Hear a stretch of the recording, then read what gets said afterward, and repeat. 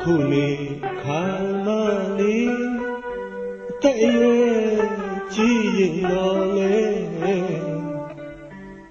မွေးရမြင်ကိုတစ်ခေါက်ကလေးရောက်ချင်လေမတည်ကျွင်းချင်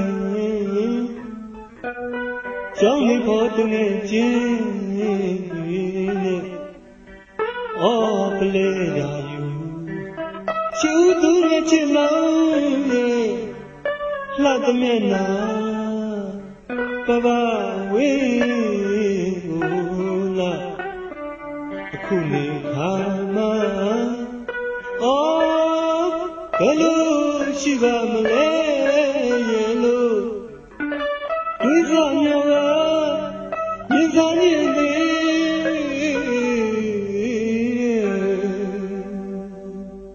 ဇရာဦးမဲ့အချိန်တွေခမောင်းပြီးအချစ်ရဲ့အပျော်လုံးကျူးတဲ့ထုံငယ်နဲ့ဘဝကိုတစ်ခါပြန်လဲရောက်ရှိခြင်းနဲ့အချစ်ရဲ့ဇရာဦးမဲ့ဖြစ်သိလို့နေလေငယ်ဘဝဝဲတန်းတနေနေ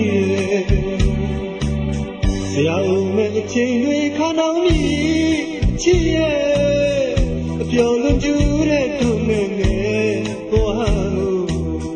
တစ်ခါပြန်လဲရောက်ရှိခြင်းနဲ့အချစ်ရဲ့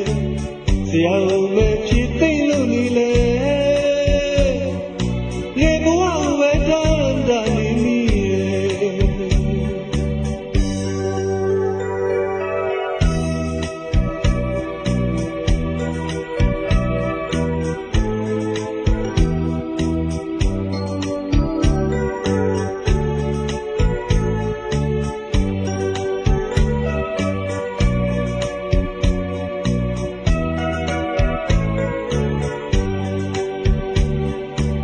ဇရာဦးမဲ့အချိန်တွေခမောင်းပြီးအချစ်ရဲ့အပျော်လွန်ကျူးတဲ့ထုံငယ်နဲ့